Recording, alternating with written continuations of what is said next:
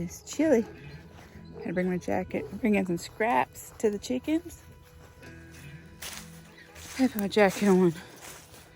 Oh. This back and forth weather here in Mississippi's will get you. So, like I said, let's head into the chicken coop to give them these scraps. Like some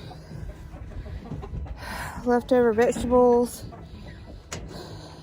some cabbage, and some lettuce. I decided to go ahead and give them. I just dump it all out for them. And we'll let them out. I gotta get them water.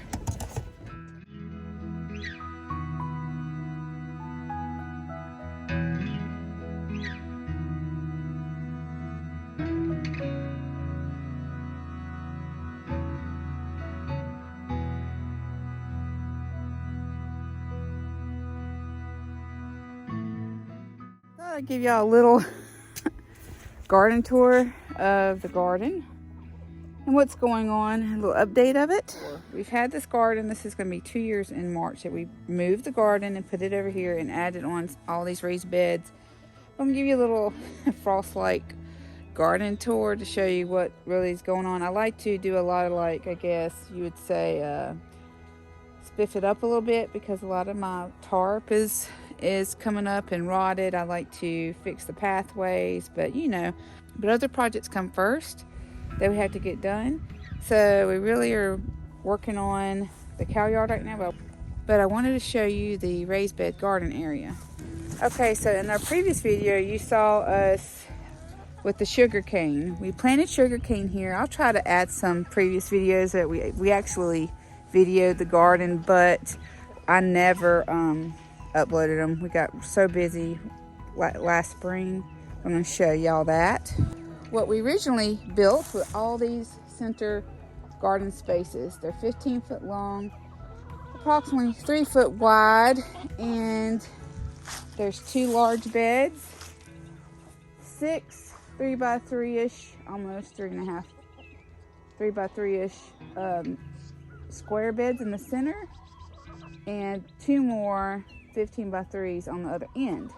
In the beginning, that's what we had, and then we had all this scrap wood. So you can see that purple bed and that longer, like 2 foot by 8 foot, or I think it's 8 foot bed over there.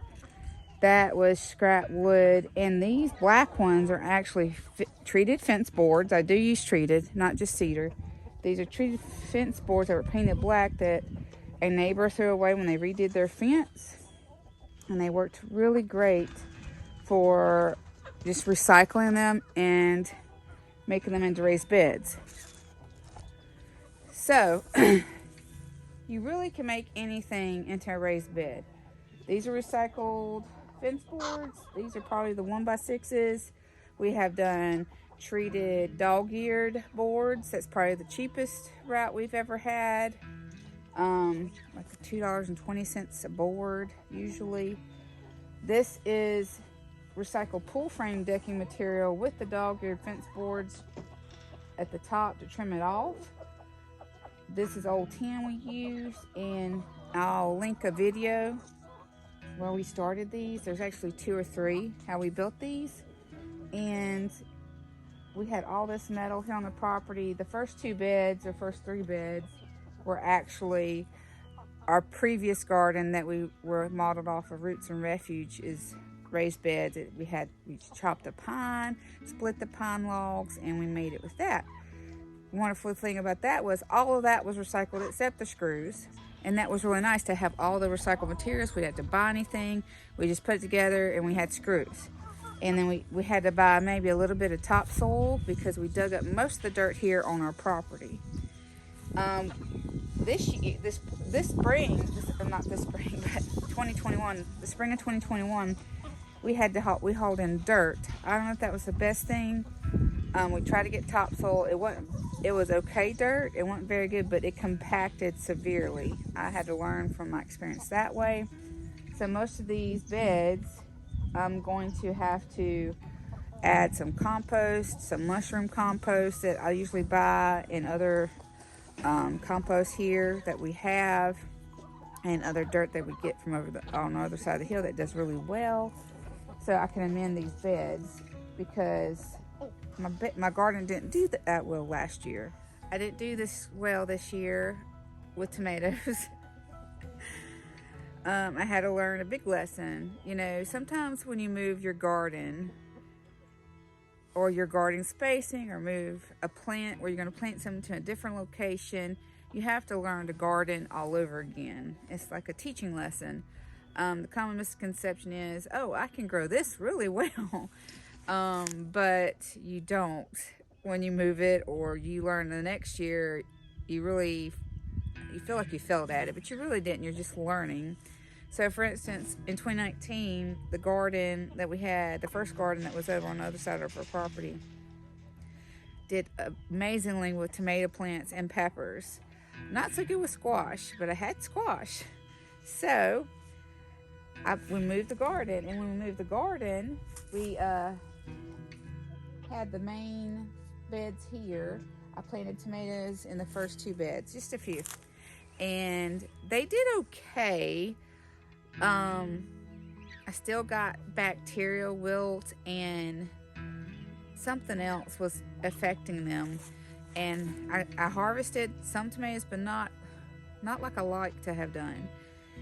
And this past year, 2021, I planted, I like bought and seeded, and you know, had maybe 60 tomato plants. I planted about 40 over here, and I don't know if I didn't space them out far enough, or when we had the soil brought in, it was too compacted or didn't have enough nitrogen. I didn't do a soil test that year, or I didn't do a soil test last year, so I got a soil test kit this year. But sometimes you just have to learn that you still have to learn to grow again. You move something, you're still learning to grow again in that area or in that location, because it might not work well for you. And I felt like I failed. And it was my 3rd year. Yeah, my 3rd year in gardening, and I really felt like a failure when it came to the tomatoes, because it was my second. My first time was really good, and my second time was not so good. And then my last time was like a failure for me. But you have to learn to keep trying. If you don't keep trying, you're not gonna learn what works best for you, and eventually your black thumb will turn green. And it might not be in the area you want it to turn green. For instance, I hear people say, I got a black thumb, I got a black thumb. I learn every season what I can grow in this area, or depending on the weather, how rainy it is, I learn to grow what I can grow, abundantly. I usually do really well with peppers.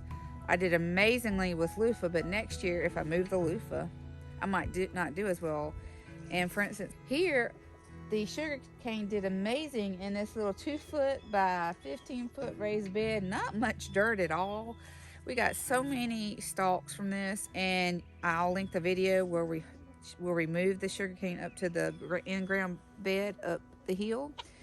But over the hill where we did plant some more, we planted, I think, 6 rows of sugar cane. They might have been about 10 foot long. That sugar cane, I'll show you.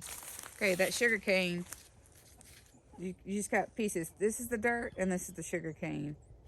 I mean, 2 foot, that's it, nothing. It didn't do well at all over there. So my suggestion is, if you have the property, try your garden a little bit here and a little bit there if you can. Like, for instance, corn. We did corn, didn't do so good. I think this, in 2021, it was the early frost or late frost in January and February. But some things I can grow really well. So with that said, I'm going to give you a little tour of what I have here and what I like to improve and so on. Okay, I might just start with the end down here, the ugly end. I like to put some more raised beds down here. I haven't done it yet, but I like to. I'll probably 2 more similar to this. Okay. So you'll see in just a moment up the hill, we had the black recycled 1x6 bed here. I had squash in it. It didn't do too well, so we pulled it up. We moved it over here, and I'll show you where we moved it at. But I have to weed these. This is like a it's going to be like a time-lapse too. I'm going to try to do of our garden this year so y'all could see from start to finish what really happens. I'm going to try. I can't promise y'all. But I planted basil. It's still over there. It died off with some of the frost. I'm going to cut it back. We had tomatoes, and below it, I did really well though this year with radishes and Swiss chard. I do have to admit to that. I did harvest a lot of that and lettuce, but mainly tomatoes over here, and I planted yellow lemon, cucumber, and tomatoes in the basil. This is died back. This is like an apple mint and a chocolate mint. I planted strawberries here.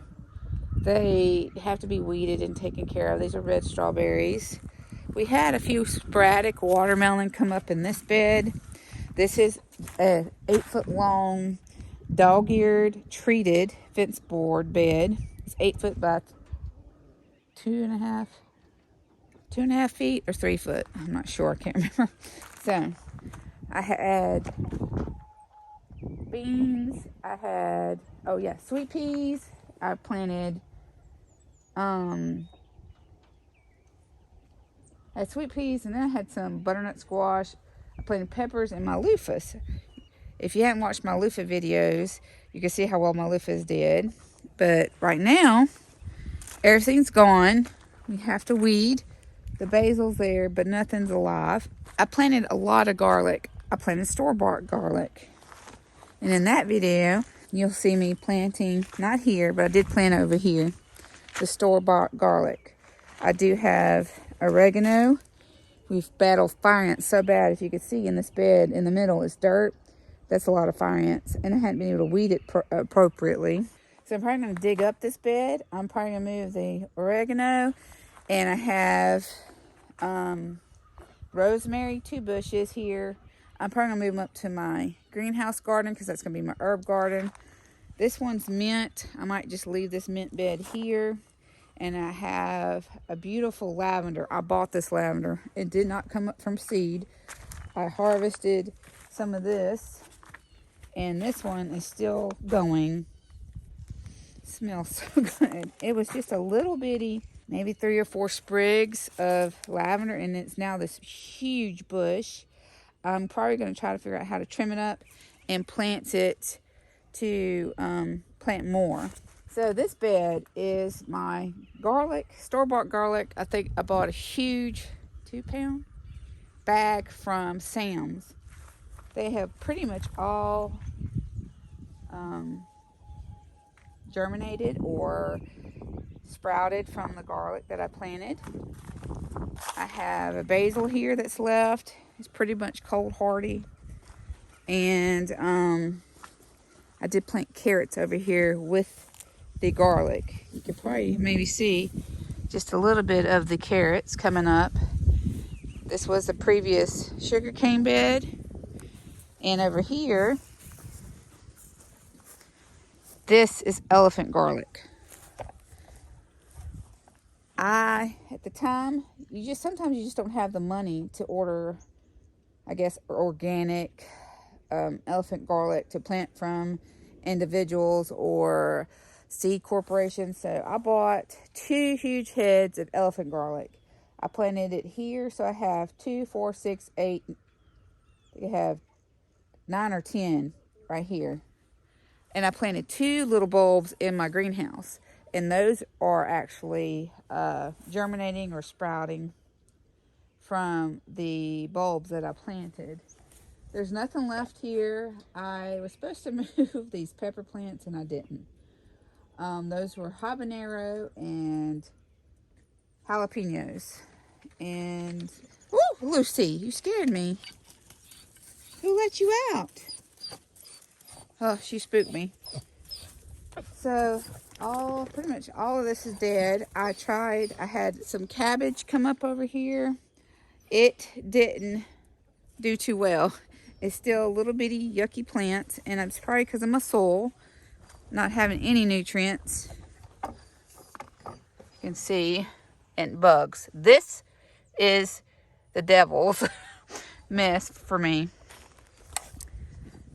That's a skunk cabbage. I'll show you another one. I have another one somewhere. Let's see. Here, I'll show you a better one.